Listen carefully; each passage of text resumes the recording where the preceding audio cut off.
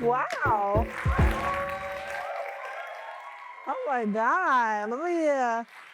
I'm basking in this. Can y'all hear me okay? Okay, wonderful. Wow. First of all, I want to say thank you all for sharing space with me today. The energy in this room, I'm looking at 400 creative, capable, wonderful people who literally create magic. Animators are magical. People who design are magical. You are creating something that did not exist in the world prior, and you are bringing it to people all around the world. And so I'm very excited to be in your presence today, so thank you. So this is my first keynote speech, and I am very excited to be here today. My name is Lauren Harris, but they call me Lo Harris. And I am a self-proclaimed creative chameleon, which is why this next slide troubles me so much. Woo. Pick a lane, baby. Oh, that's the worst thing in the world. I hate it. How many of you out here in the audience have been asked to pick a lane at some point in your creative career? To choose one thing and get really good at, so everybody, right? Okay, I'm also a victim of that, so I will also raise my hand too. It is a double-edged proposition, this idea of picking a lane. Because on one hand, it's kind of comforting, after years of going to school or learning a new skill and going through the grind to know your place in a busy, bustling, transforming industry. It's real. That's a real comfort. And the technologies and the tools and the trends are always changing, especially in the motion design space. We're always being asked to learn new tools, get into this new thing. The whole AI craze is happening. So I totally get that there is comfort and clarity, and a lane kind of helps us accomplish that. And when you have the security of a title and a clear pathway to future titles, you think you know your place in the world. You think you know your role. You think you know your value. You may even think you know your future, honey. But what if one day, on the long drive down the road of your destiny, a great desire stirs within you to pump the brakes, to exit the vehicle, and to venture into the side roads by foot, into the unknown? Do you pull over or do you keep driving? And that is a question that I've asked myself at many points in my career. The story I'm going to tell today is deeply personal. I've never fully expressed what happened in my career, and this is a new thing for me. And it's honestly still unfolding for me. But despite not knowing how it really ends, I am so excited to be here to share it generously, because I think it's important that all people, all creative people, know how limitless their capacity to create in this world really is. This is a story of how I spent the last decade of my career flowing through industries, through mediums, through identities, while bringing my whole self, like all of this, into every space that I enter. And my sincerest hope in sharing this particular story is that I can help empower you folks here at the Dash to step into this room and to other rooms unapologetically yourselves, your whole selves. So let me introduce myself. My name is Lauren Harris, but they call me Lo Harris. I'm a commercially published artist, a children's book illustrator, a social media personality, a motion designer, an inspirational speaker, a globe trotter, honey. I love, my passport stay stamped, okay? I'm trying to get out. And a community organizer. And this is my story. Over the last few years, I've had the surreal privilege of seeing my artwork on the shelves at major retailers and on the sets of America's favorite television shows. But I've also witnessed firsthand how creativity can help worthy causes transform the hearts and the minds of millions. I can't emphasize enough how grateful I am for the diverse set of experiences I've had as a creator. And I often find myself reflecting on all the weaves and bends I've had to take to get to this moment. Each individual achievement that I've shared right here is attached to an experience, and those experiences are attached to many more experiences. So today I'm here to talk about transformation, hence the butterfly, and how to flow, not necessarily pivot, flow into the multitudes of your creative excellence. Because every little non-linear step we take is in the interest of a greater purpose. This is my first business card. It says, Lauren Harris, photo, video, graphic design, web development, and more. And I never got around to what the more was, but trust me, baby, it was coming. It was coming, okay? If I had anything to do with it. This business card is probably, it's honestly pretty comical in its bold, unabashed ambition. It's really unapologetic. It's giving honey badger, okay? But you have to understand, I was a hustler in college, okay? And I had to be, because I was a work study student, baby. I needed money. I was hungry. And when all my friends were going to parties, I found myself hauling my camera around the city of Chicago, honey, and it was one of those starter DSLRs, filming videos for educational nonprofits and designing websites for health clinics. And whatever project I was passionate about at the time, I taught myself the skills it required because I ain't have no budget. I couldn't pay nobody to do it, so I had to do it myself, okay? And that spirit of resourcefulness is exactly what landed me my first motion design internship at the New York Times.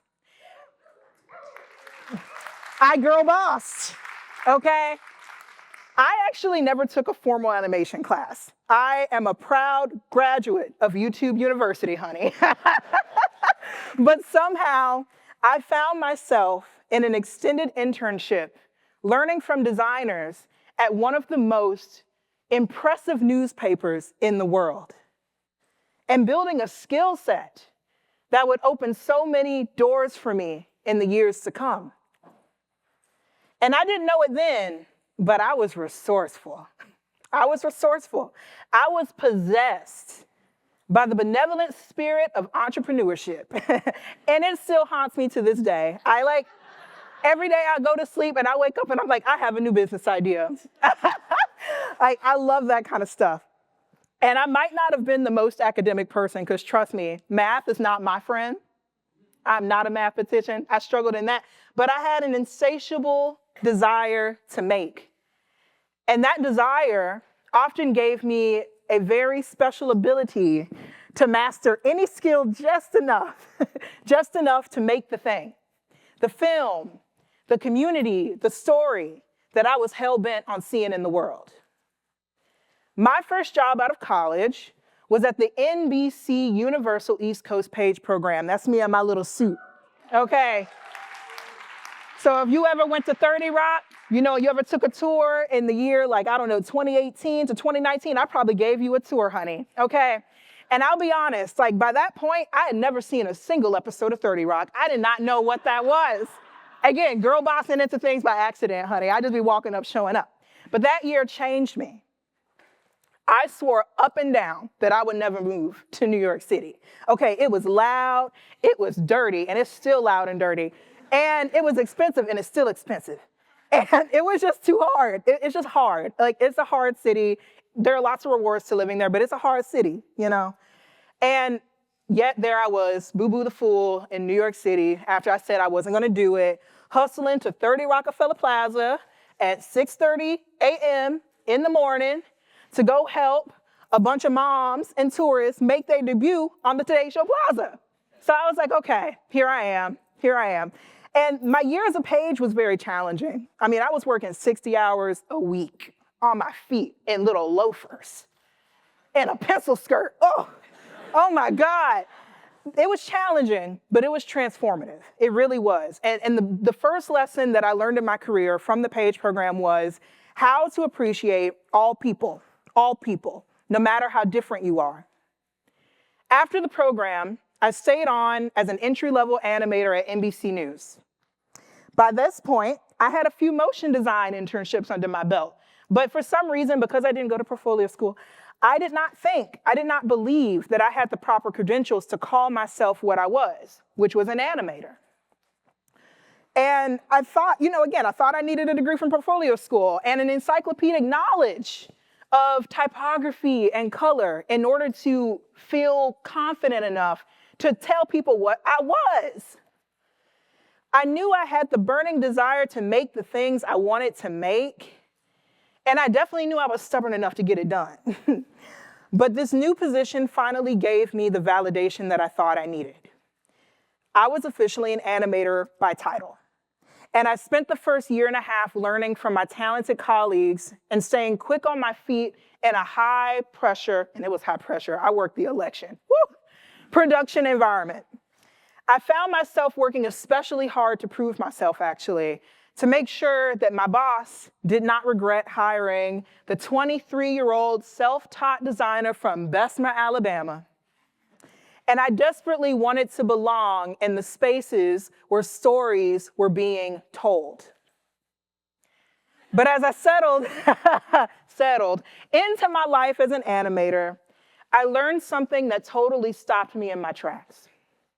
In one of my early performance reviews, I asked my boss for advice on how to grow within the company.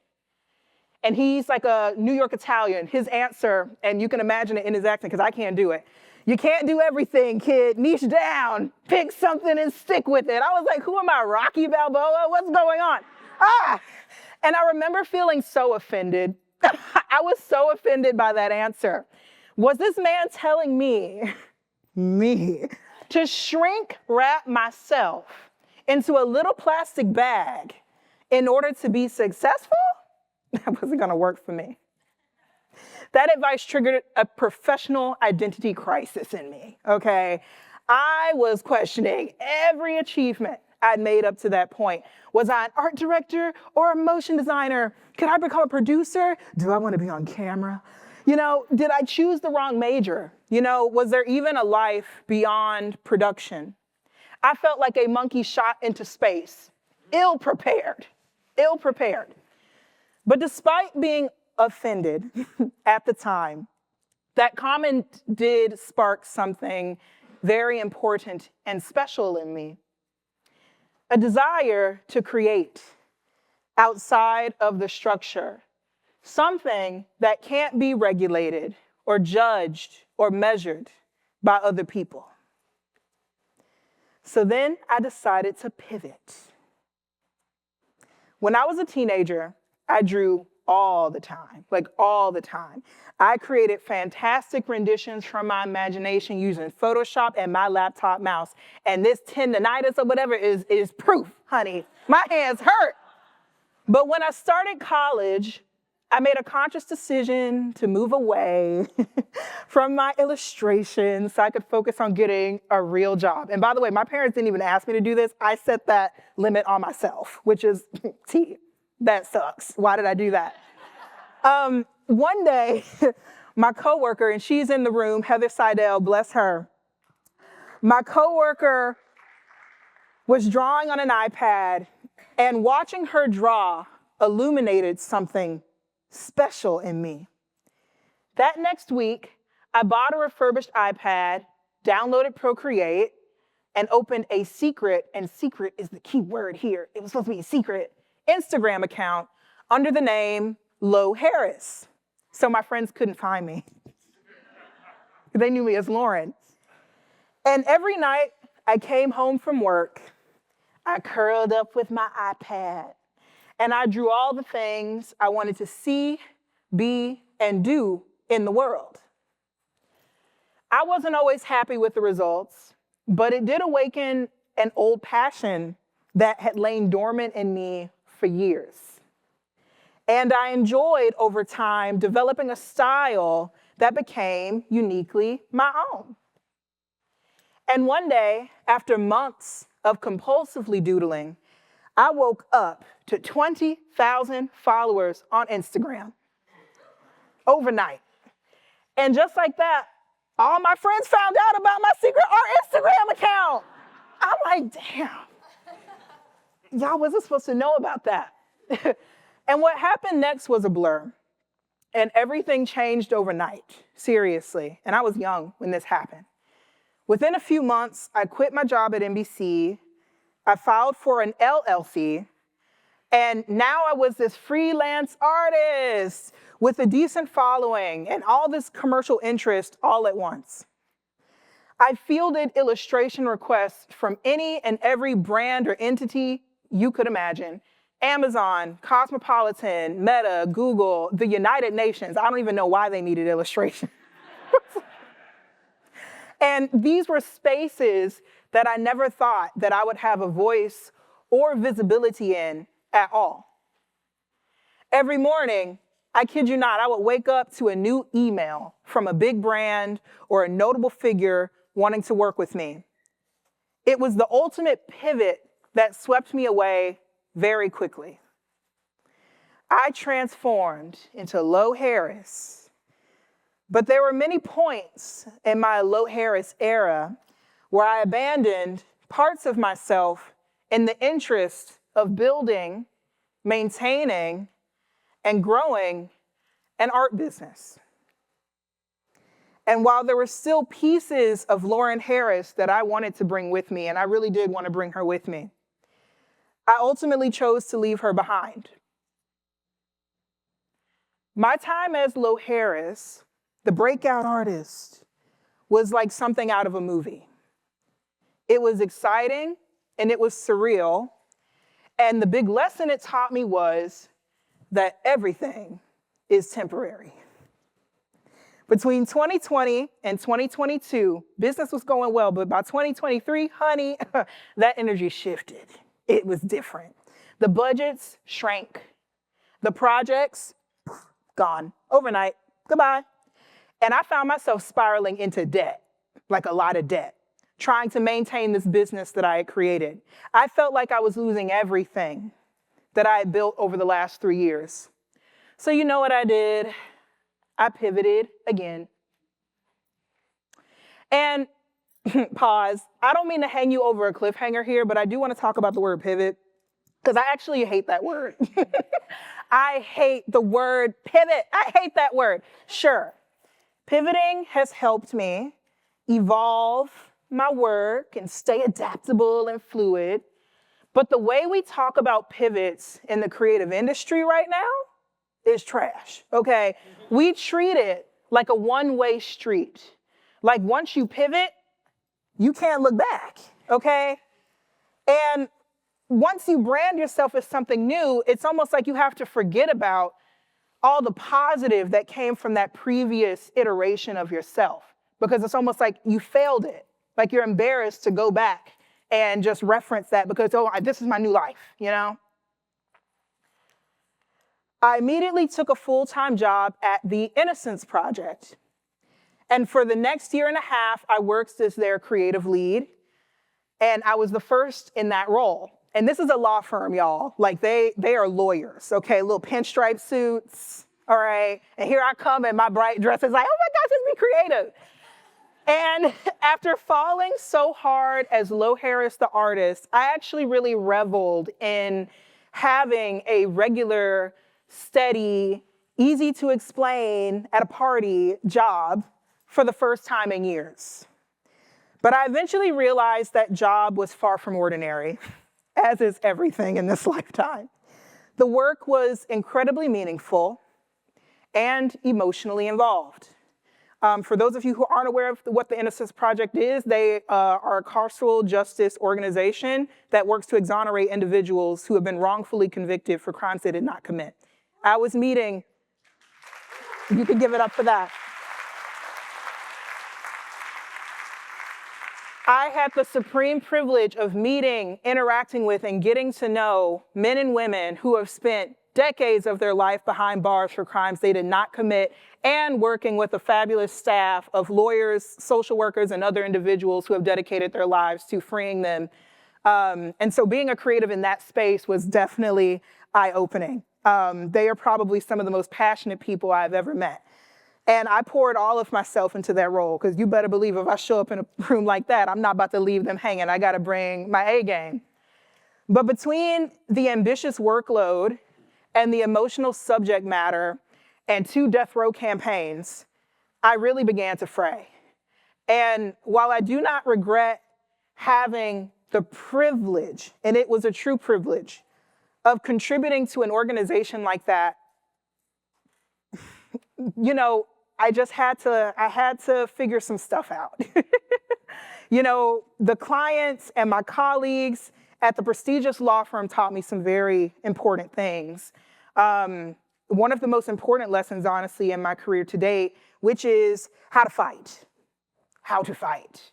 Not just for a cause that I believe in, but also for myself. So, you know, believe me, I was still tired. And I didn't think, you know, I didn't know how long I could sustain myself at that rate, honestly. I mean, you see that cortisol on my face? Oh my goodness. But some way, somehow, I needed to figure out how to flow into something gentler. So I quit. I love y'all Innocence Project. I quit. Love them down. I quit. I did not have a plan.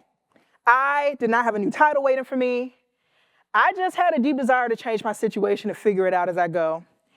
And I was far too burnt out to survive another sharp pivot into another role or into another organization without taking that time for myself. This time I needed something gentler, an opportunity to play out my life with no expectations and no commitments to other people. The week after I quit, I started gardening in my backyard, okay? Now we're about to get into the good part. I love my garden, okay? Every morning, I spent it in communion with the flowers, honey. Ooh. And eventually, I started growing plants in anything I could find, like tote bags and egg cartons, you know, because I live in New York. There's trash everywhere. There's so much trash there. I'm like, I got to make something with this, because this is getting ridiculous, guys. You got to clean up the city. And soon, something started to blossom within me. The garden became my teacher. It showed me the power of cycles, of rest, of flow, and of letting things unfold without trying to control every single step. And in the stillness, I began to hear myself again. When I began to flow, friendships from every chapter of my life reemerged from the dirt, and their presence in my life congealed into the most comprehensive expression of my life's work, which is my community. My community. These are the people who have loved me through every pivot and every flow. And they remind me of who I used to be, while simultaneously holding space for who I am becoming. And who am I becoming exactly? I'm becoming a public advocate for creativity and inclusion. I am a founding member of an organization called CCDC. It is a nonprofit that gives diverse creatives in the advertising and media industries access to the global creative stage. And after spending some good time with you folks at the Bash, I will be flying to France to co-lead the CCDC Ambassador Program at the Cannes Lion International Festival for Creativity for the 3rd year in a row. Thank you.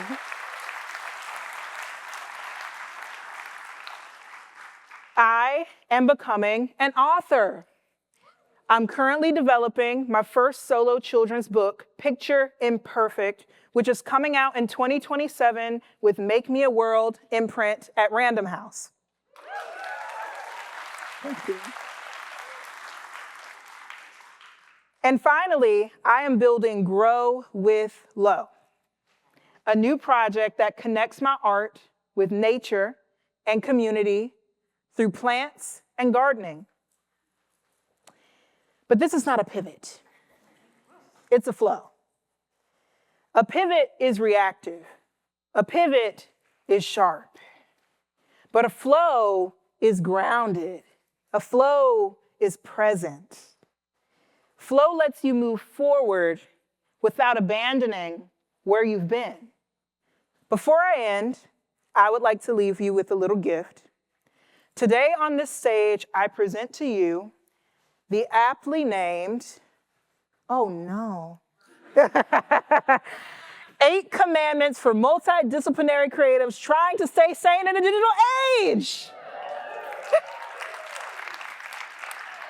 And as that title suggests, it is not specific at all. Number 1, follow your excitement, not the algorithm. I know that it can be very tempting everyone wants to be able to show their work, and it can be tempting to lose yourself in that process. Marketing is a fickle game, but the best marketing starts with the self, like the authentic self. And when you are really living in your truth, you don't really got to market too much. You just got to show up, okay? 2, you're allowed to leave and come back. One of my good friends has this saying that his mom says, he says, like, it's something, he's from the South too. It's something like, oh, you about to walk out that door, going out that door looking back, or something like that. Basically, that phrase means like, you're walking out the door, but you're also looking back at what you're walking away from.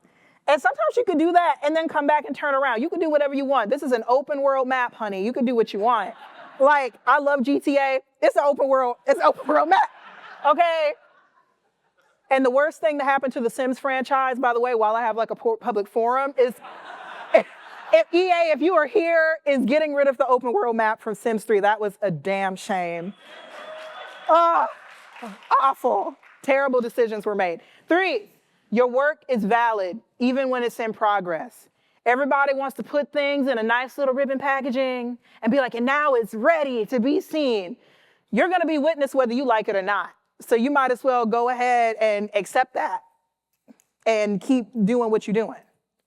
4, do not seek permission to be who you already are and what you already are.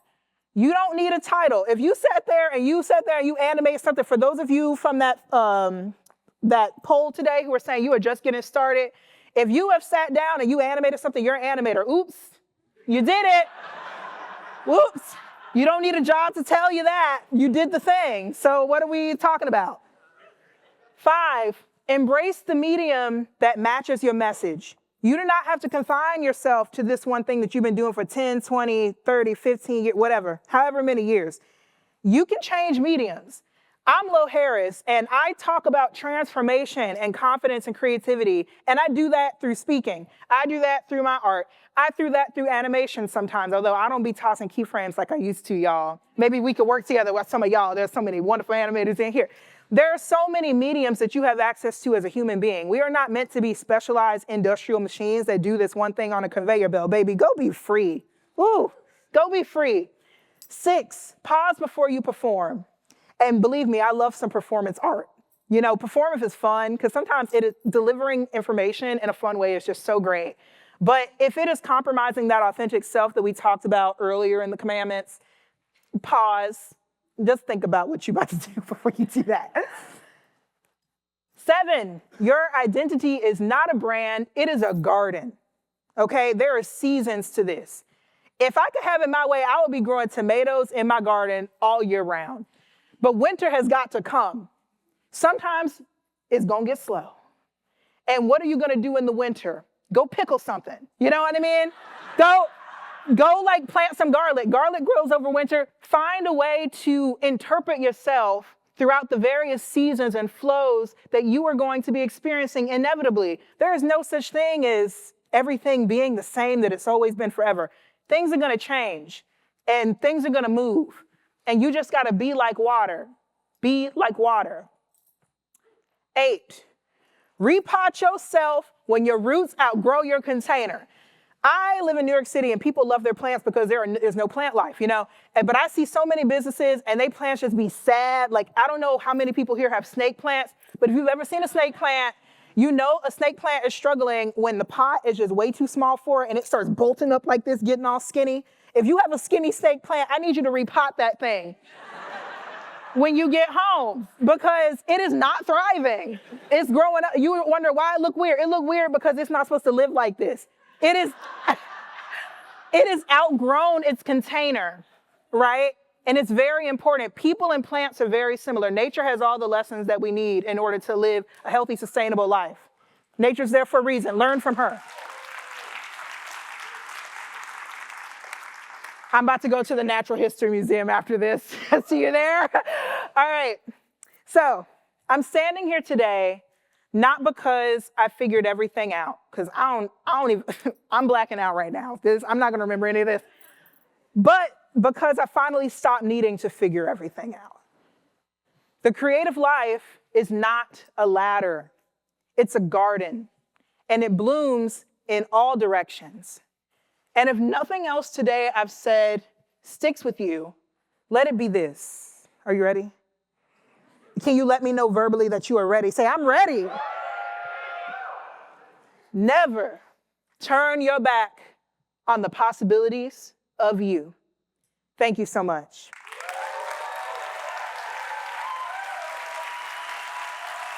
Thank you. So, thank you. So, I will be hosting a Q&A. We do have 2 microphones who are coming around. If anyone has any questions for me, I'm very happy to offer 10 minutes just to hold space for you. Even if you don't have a question and you just have a testimony, honey, I want to hear it. You know, so raise your hand if you have anything to say, anything at all, and a microphone will come your way. I see one hand that's reluctant, and I'm just going to make it happen. So if we could pass that down. It is not art related, but what is your favorite plant? Oh, okay. So I'm actually wearing it right now. So this is like, I believe, a spider chrysanthemum. So one thing I love a fresh flower in the hair. And I like it because it is just like, it's not a very demure flower. It's just out there. And I said, if I'm going to be standing here on a stage in front of 400 people, I might as well get a flower that's like, I'm not trying to be cute and like that. I'm just out here. You can't miss me. Like, you got to lean into it. But it's definitely one of my favorite flowers. And then one of my favorite, like, food-related things to grow, I love growing tomatoes. I do, because it's just, ooh. What's your favorite tomato? Oh, I'm growing pineapple tomatoes right now. So it's like kind of like a lighter colored tomato, and it has like a sweet sort of taste. I've never had it before, but I'm super excited about it. And I can't wait. My friends are taking care of my garden while I'm away, so I'm hoping that there's some left over for me. Any other questions? We have a question right here in the second row. And then we have another question right here right there. Because I can't count. Math is not my ministry. Hi, hello. I was just wondering if you still take on commercial art projects, and if you do are you like selective with your clients? I am open again. So there was a time where I wasn't doing it because I had the full-time gig, but I am open again. And I think that my barometer for taking on new commercial work is, does it make me happy? Does it make me happy, and does it flow well, and do they appreciate what I'm doing, and do I appreciate what they're doing? I think that mutual respect is something that I get really excited about, because when a brand understands me and my work, and I understand them and what they're trying to accomplish, I feel like it gels together. But I do love taking on commercial work because it gives me an opportunity to work with new creatives who can breathe new life into the work that I'm doing. I'm just bringing an aspect of the piece of art, but like there are some animators who will do things to my layers. I'm like, oh my God, what you did to my layers, like, that's cute, you know? And I couldn't do that personally to it. So I love collaborating with commercial clients, but also other animators, other designers who can kind of bring their selves and their gifts to that process so that we can create something beautiful together. Awesome, thanks. Thank you.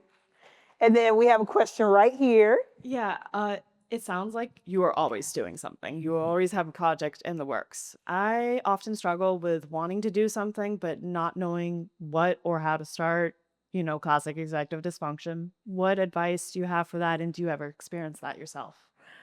Yes. I think something that helps me is just taking the time to do it, or kind of almost like pinning myself in the corner and saying, all right, here's an hour, and I said I want to start this thing. Take away all distractions, and in that hour, even if you just spend that hour staring into the middle distance, at least you're actually thinking about the thing you want to do for a dedicated hour, to really kind of hold space for that. I think that holding space is something that I'm trying to work more into my life as well. Working on a children's book has taught me that, because for anyone who's worked on a children's book and in traditional publishing, the timelines are insane.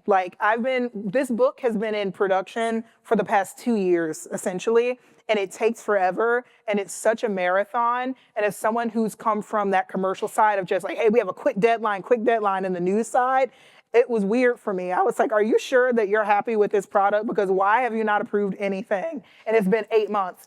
And so it kind of creates procrastination in me when I don't have that sort of space held explicitly for at least planting the seed. And you don't have to be super ambitious about, and I'm gonna finish it next week. Just plant the seed, because when you plant the seeds, things will germinate.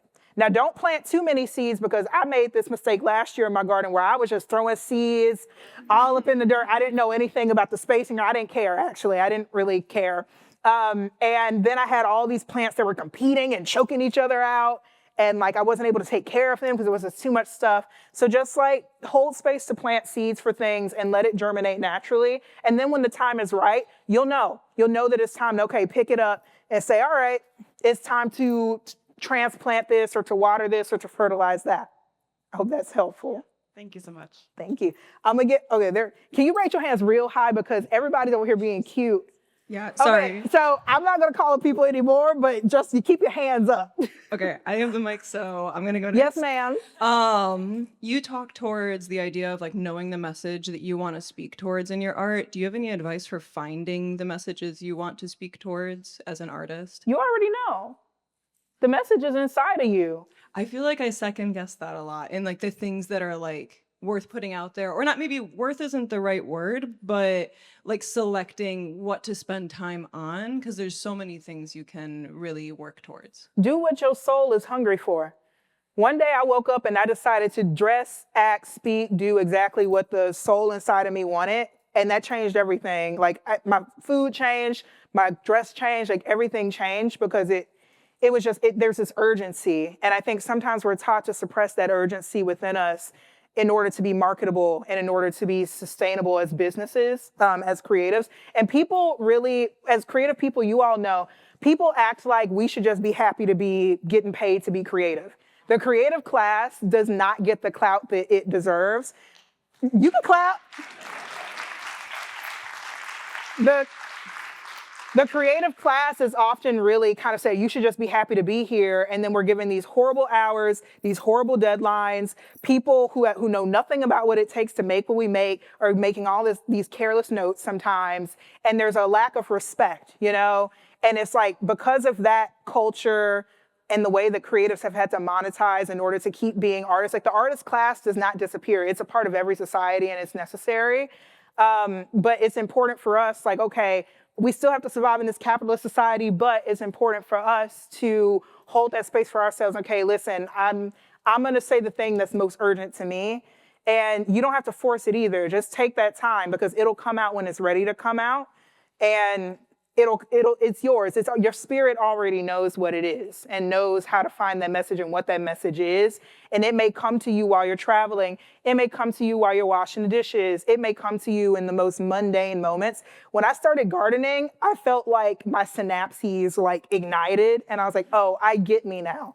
great. I felt like I went through an emotional puberty, you know? So just keep on living, but also hold space for yourself, you know, just an hour just to meditate or to sit with yourself or to just take a walk without your phone, without the distractions, without thinking about, oh, what does my boss want from me or what does my social following want from me, and just live your life. Awesome. Thank you so much. Mm-hmm. Who got the mic next? I do. Where Right you in at? front. Right in front. So I grew up, and my dad would always say, there's always going to be someone better than you. And I feel like you touched on this early on in your career, the idea, a little bit of imposter syndrome, like, oh, I didn't go to school for this, so I don't feel like I'm qualified for this. And I feel like no matter where I've been in my career, I always struggle a little bit with that. Do you have any advice on how to deal with the imposter syndrome and really be confident in your unique voice? There is a place, a space, and a person for what you have to offer. There are like so many people in the world. It is kind of, the idea of the best in something is like so subjective, because who's determining that? Like the trade publications? Like, you know, like who's really the authority on that, right? But one of the best pieces of advice that I got earlier in my career, not from my boss, that boss, but from another boss, was be a pleasure to work with. You know, whenever I go to any networking space, I'm going to make friends. You know what I mean? I'm going to meet like-minded individuals.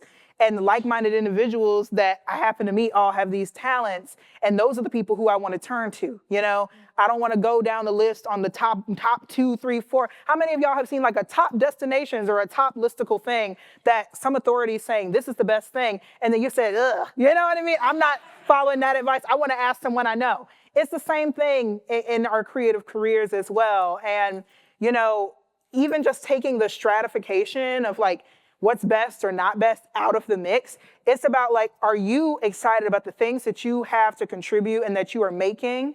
And like, are you also making it known that you do that? You know, one of the entrepreneurs in my life who is so inspiring to me, her name was Mama Tot, and she lived across the street from me on 3rd Avenue in Bessemer, Alabama. Mama Tot was the first Black woman in our city to get a cosmetology degree, and she used that cosmetology degree to bring that to the community. She opened a shop in her house, and like everyone would come and get their hair done by Mama Tot. She also was a cake lady, but she made herself known. You know, it's like, we know Mama Tot does this, we know she does that. And for her whole life, she had a space in our community as that thing. You know, so just your community is the root of everything. That is like your home base, and that is the world that you live in, essentially, because there's so many worlds out here, but that is the world that you live in. Thank you all so much. Have a wonderful Dash Bash. Thank you.